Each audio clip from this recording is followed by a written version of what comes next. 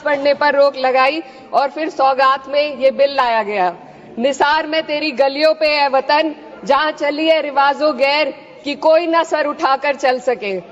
मैं सभापति जी आपको ये बताना चाहती हूँ कि ईद के मौके पर एक विधवा महिला अपनी लड़की के साथ मेरे पास आई और उसने बताया कि वह एक वक्फ की प्रॉपर्टी में रहती है, वही उसके सर पर छत का काम भी करती है और उसकी रोजी रोटी भी वहीं से आती है। वो इस बिल को लेकर इतनी फिक्रमंद थी कि कहीं उससे वो उसकी संपत्ति ना छीन ली जाए। वो अकेली एक ऐसी महिला नहीं है, ऐसे लाखों लोग हैं जो वक्फ की गरीब महिलाएं जो वक्फ की संपत्ति से अपना रोजगार चला रहे हैं। और ये जो वक्फ बाय यूजर क्लॉज के हटाने से लाखों वक्फ की जायदाद अपना स्टेटस खो देंगी और लाखों लोग इसी तरीके के लोग सड़कों पर आ जाएंगे। वक्फ क्या है, वक्फ बाय यूजर क्या है? इसका ये मतलब है कि कोई जायदाद अगर सालों से दीन और भलाई के कामों के लिए इस्तेमाल हो रही हो तो वो खुद ब खुद वक्फ मानी जाएगी। हिंदुस्तान की अदालतों ने भी इस बात को तस्लीम किया है। वक्फ बाय यूजर सिर्फ वक्फ बोर्ड को ही मिली कोई खास सौगात नहीं है, ये बल्कि सभी अन्य धार्मिक ट्रस्टों को परंपरा और यूज के आधार पर बिना किसी डॉक्यूमेंटेशन के धार्मिक चरित्र को डिक्लेयर करने का राइट मिला हुआ है। भारत के संविधान के आर्टिकल 13 क्लॉज 3 में कस्टम और यूसेज को कानूनी वैधानिकता प्रदान करता है। इसी आर्टिकल से वक्फ बाय यूजर भी निकला गया है। इस बिल के कानून बनने पर वक्फ बोर्ड तो इस प्रोविजन से हाथ धो बैठेगा, लेकिन अन्य धार्मिक ट्रस्टों को यह सुविधा जारी रहेगी। इससे भारतीय संविधान के आर्टिकल 14 और 15 का सीधा उल्लंघन है, जो धर्म और जाति के आधार पर भेदभाव और कानून के सामने सभी की बराबरी पर जोर देता है। मैं इसके साथ ये भी कहना चाहती हूँ कि सत्ता के लोग जो एक दूसरे की पीठ थपथपा रहे हैं कि वक्फ बाय यूजर का जो अमेंडमेंट इन्होंने दिया उसको एक्सेप्ट कर लिया गया है, लेकिन इनकी शरारत यह है कि उसके साथ ही एक ऐसा प्रोवाइजो इसमें शामिल किया गया जिसके आधार पर यह कहा गया है कि अगर कोई भी वक्फ की संपत्ति विवादित हो तो वो अपना वक्फ स्टेटस खो देगी। तो जो अमेंडमेंट इन्होंने दिया है, जिसको एक्सेप्ट कर लिया गया है, उसका कोई मतलब नहीं है। ये इनकी नीयत है जो साफ जाहिर हो रही है। सोने पर सुहागा एक काम और किया है। सरकार ने वक्फ की कानून के सेक्शन 107 को हटाकर लिमिटेशन एक्ट में 12 साल तक ही किसी के खिलाफ अदालत में जाने का प्रोविजन है। सेक्शन 107 में बोर्ड को लिमिटेशन एक्ट से राहत मिली हुई थी। वक्फ बोर्ड कभी भी अवैध कब्जाधारियों के खिलाफ अदालत जा सकता था। अगर ये सेक्शन ना हो तो अवैध कब्जा करने वाले लोग कानूनी प्रक्रिया का फायदा उठाकर वक्फ की प्रॉपर्टी को हड़प सकते हैं। अन्य धार्मिक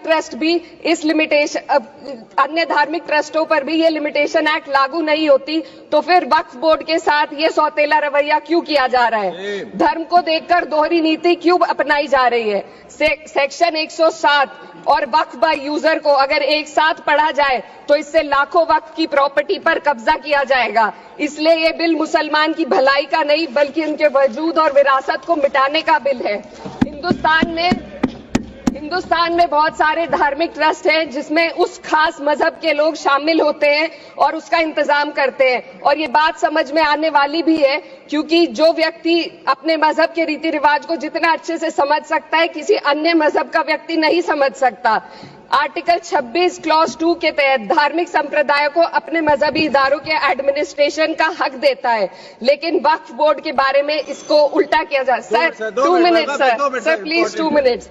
सरकार इसे एक सेक्युलर बॉडी मान रही है और इसमें गैर मुस्लिमों को शामिल करने की बात कह रही है। आपके मुंह से सेक्युलरिज्म की बात सुनकर अच्छा लगा, लेकिन अगले ही पल ये भ्रम टूट जाता है, क्योंकि आपको सिर्फ दान देने के लिए प्रैक्टिसिंग मुस्लिम का आपने क्लॉज डाला है, लेकिन बोर्ड में बैठने के लिए मुस्लिम होने की कोई आपकी क्लॉज नहीं है। तो इससे आपकी जो दोहरी नीति है वो साफ जाहिर होती है। ये वही सरकार है जिसने राम जन्मभूमि ट्रस्ट में ये लिख दिया कि जिला अधिकारी भी अगर होगा तो हिंदू होना चाहिए। कोई मुझे बताए कि वहां पर सेक्युलरिज्म का रस क्यों नहीं घोला गया? सर आखिर में मैं अपनी बात को खत्म करने से पहले महिलाओं का मुद्दा बार बार उठाया जा रहा है। सरकार का कहना है कि बोर्ड में मुस्लिम महिलाओं को रिप्रेजेंटेशन देंगे। इस कानून से पहले भी मुस्लिम महिलाएं बोर्ड में मेंबर रह चुकी हैं। और मिनिमम 2 का प्रोविजन था, उससे ज्यादा भी हो सकती थी। सर मैं ये कहना चाहती हूँ कि सरकार ने महिलाओं के लिए ऐसा कौन सा नया काम किया जिसका ढिंडोरा सरकार का हर सदस्य पीट रहा है।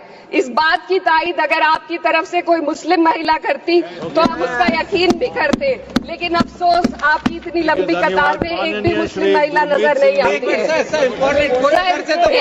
महिला नहीं है, एक महिला। सर मैं खुद एक मुस्लिम महिला हूँ, मैं सिर्फ सर मैं माइनॉरिटी महिला हूँ। इस सदन में हम सिर्फ 2 महिलाएं हैं और उस नाते से मैं ये बात कहना चाहती हूँ कि इस बिल के माध्यम से मुस्लिम महिलाओं को कुछ नहीं मिल रहा है, ये हमें कुछ नहीं देना चाहते, सिर्फ टोकनिज्म हमारे नाम पर बनाकर एक नैरेटिव मीडिया में चलाना चाहते हैं। तो ये बिल मुसलमान की भलाई का नहीं, उनकी पहचान को मिटाने का है। सर अंत में मैं बस यही कहना चाहती हूँ कि कागजों की कैद में बस नाम रह जाएंगे, वो जो हमारे थे सिर्फ दावे में रह जाएंगे। इस बिल के द्वारा मीठी ईद के जायके को कड़वा करना, यही असली सौगाते मोदी था। बहुत बहुत